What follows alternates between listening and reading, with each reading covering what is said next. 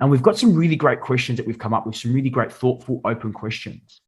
But sometimes the buyer is just giving us closed-ended answers. They're just not giving us much information.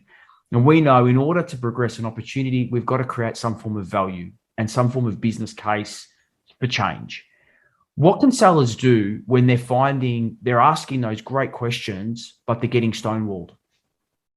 Yeah, that's a really interesting question. The first thing I'll say on this is that the degree of engagement that we have with the other person is the real determining factor on whether we should qualify in or qualify out of an opportunity. It's the single biggest thing that determines whether we're likely to eventually win the opportunity.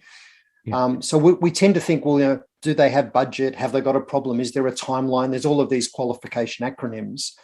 And they're fine, but again, buyers don't like feeling like they're being qualified by a seller or manipulated. It's the level of engagement. So it's often in the way we frame it. It's the intent we convey. If we say, hey, Louis, I'm just wanting to make sure that I'm not really wasting your time. I want to figure out, is this really a good fit? And whether there's enough commercial value for actually doing this. So do you mind if I ask, what's happening in the organization? If you were to invest money in this sort of area, what results would you expect?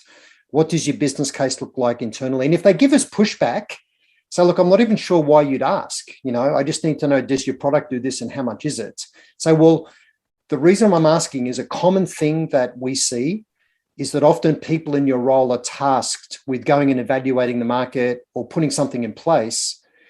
But the problem is it often does not have the right level of executive support or the right level of funding, for the initiative to be successful. Yeah. So I just find that we work best with clients where we help them co-create the business case and secure real executive commitment and consensus with the team for it to be successful. And whether you went with us or one of our competitors, it's something that's really important that you do. And that's actually why I'm asking.